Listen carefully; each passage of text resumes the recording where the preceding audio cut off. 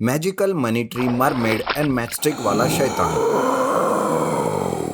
गांव के पास वाले जंगल से लोगों के गायब होने की बातें बढ़ रही थी। एक दिन ऐसे में ही राहुल और सूरज नाम के दो दोस्त जंगल के रास्ते से जा रहे थे कि तभी उन्हें किसी की मदद की आवाज आती है। तब राहुल कहता है, अरे सूरज, शायद किसी को हमारी मदद की जरूरत है। कोई तो मदद के लिए पुकार रहा है। अरे नहीं राहुल, लगता है कोई तो हमें फंसाने की कोशिश कर रहा है। नहीं नहीं सूरज, तुम ऐसे कैसे कह रहे हो? चलो एक बार जाकर तो देखते हैं। सूरज राहुल की बात मान लेता है और वो दोनों भी आवाज की तरफ बढ़ने लगते हैं कि तभी वहां अचानक से मायावी जादुई मनी ट्री प्रकट हो जाता है। उसे देखकर राहुल बहुत खुश हो जाता है और उस पेड़ के पास जाने लगता है कि तभी सूरज उसे कहता है, अरे रुक जाओ राहुल, तुम उस मनी प्लांट के पास मत जाओ। मुझे तो यह प्लांट कुछ मायावी लगता है। अरे ये क्या सूरज, तुम क्यों इतना डर रहे हो? देखो तो पेड़ पर कितने सारे पैसे लगे हुए हैं। ऐसा कह के राहुल उस पेड़ के पास जाता है और वहां पर लगे हुए पैसों को तोड़ने लगता है। पर जैसे ही वो पैसे को तोड़ता है, वो ट्री और राहुल दोनों भी गायब हो जाते हैं। सूरज ये देखकर डर जाता है। वो गायब होकर एक अलग ही दुनिया में चला जाता है। वहां पर चारों तरफ मनी प्लांट लगे हुए थे और कुछ इंसान भी वहां पर काम कर रहे थे कि तभी वहां पर एक मैचस्टिक शैतान भी आ जाता है। तुम इंसान भी ना पैसों के कितने लालची हो। मैंने इसी बात का फायदा उठाकर तुम इंसानों को गुलाम बनाया है।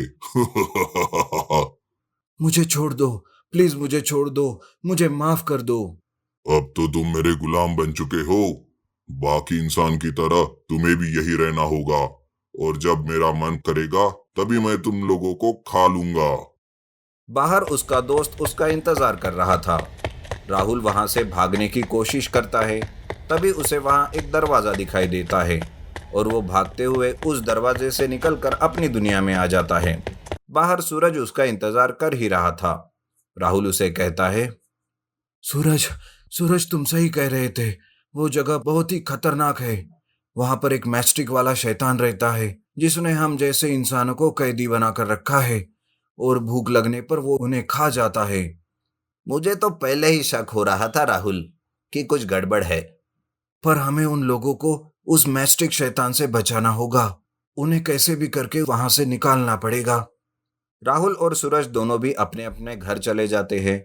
वो दोनों भी मैस्टिक शैतान से इंसानों को कैसे बचाए यही सोचते रहते हैं कि तभी सूरज को एक बात याद आती है और वो राहुल से मिलकर कहता है, अरे राहुल सुन, कुछ दिन पहले ही मैंने एक घायल परी की मदद की थी। अब वही हमारी मदद कर सकती है। क्या तुम सच कह रहे हो? फिर तो जरूर हम उसी की मदद लेंगे।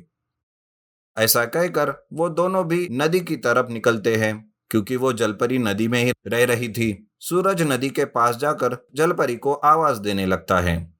उसकी आवाज सुनते ही जलपरी भी वहां आ जाती है और वो कहती है, कहो सूरज, क्या बात है? आज मेरी याद तुम्हें कैसे आई? सुनो जलपरी, जंगल में मैचस्टिक वाला शैतान आतंक मचा रहा है।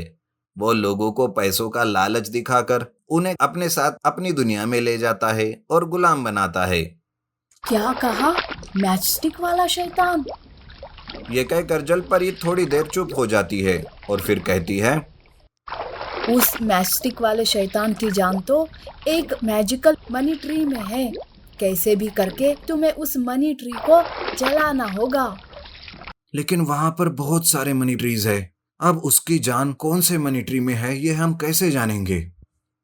जलपरी सूरज और राहुल को एक मनी देती है और कहती है कि ये मनी ही तुम्हें उस असली मनी ट्री तक ले जाएगी जिस मनी ट्री में उस शैतान की जान होगी।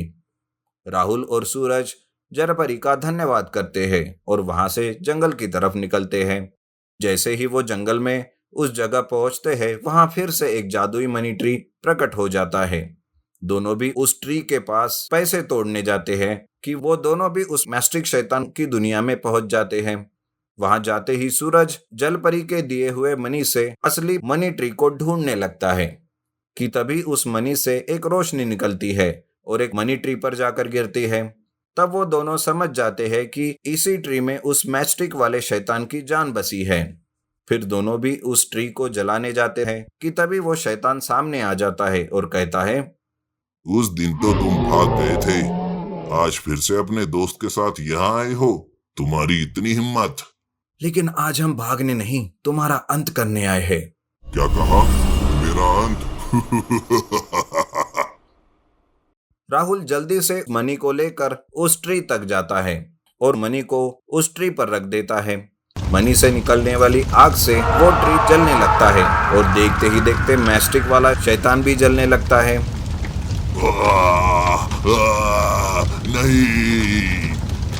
इस तरह से शैतान मर जाता है और सारे लोग वहां से मुक्त हो जाते हैं और अपनी दुनिया में वापस आ जाते हैं।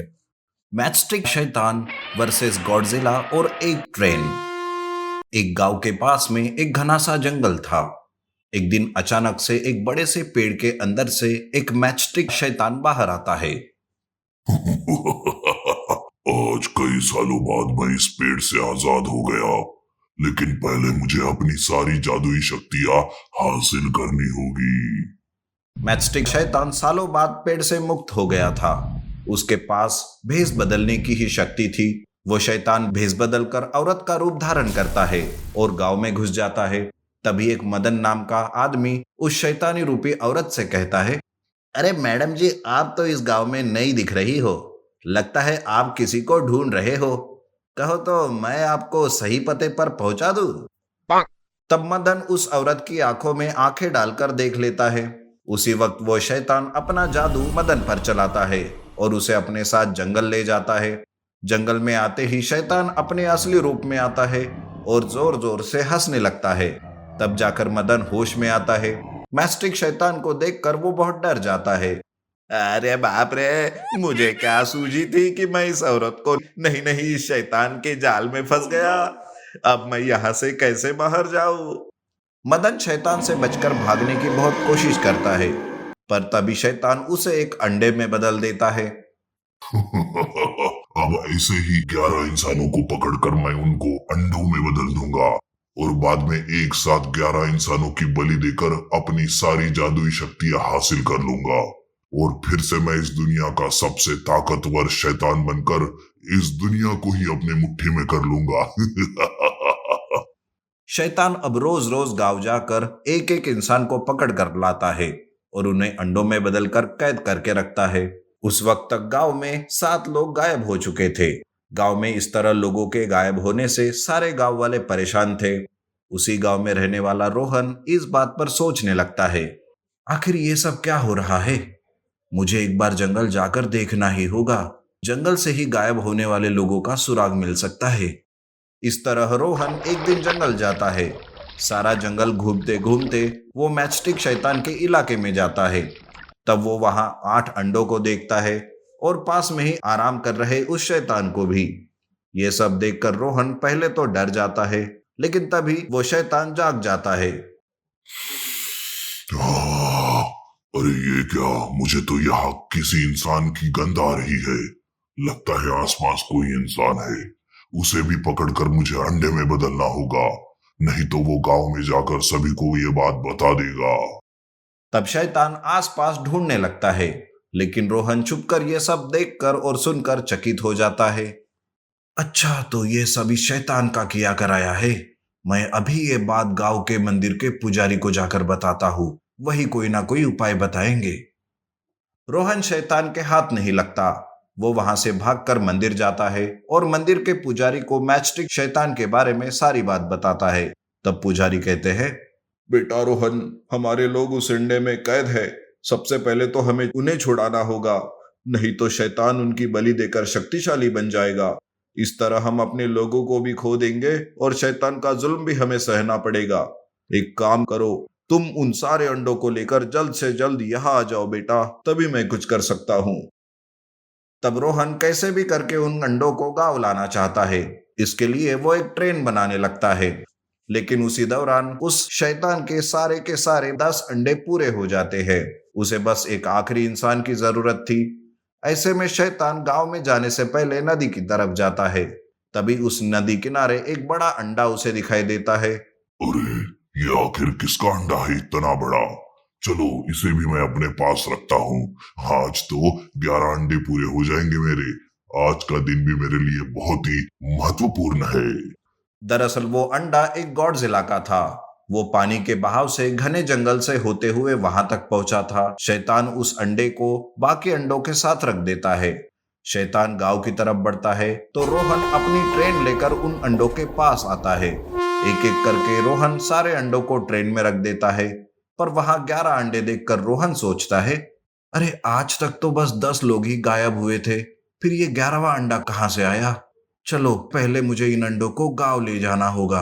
रोहन उन अंडों को ट्रेन में रखकर गांव आने लगता है। उधर गांव में गॉडजिला अपना अंडा ढूंढते हुए आ जाता है। अंडों को ना पाकर गॉडजिला बहुत गुस्से में आता है और गांव को तबाह करने लगता है। गांव वाले गॉडजिला के डर से इधर उधर भाग रहे थे। तभी वहां एक साथ वो शैतान और रोहन भी आ जाते हैं। रोहन को अंडों के साथ देखकर गॉडजिला रोहन को मारने आता है। तब वो शैतान, ये तो मेरे अंडे हैं, मैं इस इंसान को नहीं छोड़ूंगा, पर इससे पहले इस गॉडजिला से मुझे निपटना होगा। गॉडजिला रोहन पर हमला करता उससे पहले मैस्टिक शैतान गॉडजिला पर हमला कर देता है। वो दोनों अपनी अपनी ताकत से एक दूसरे पर वार कर रहे थे।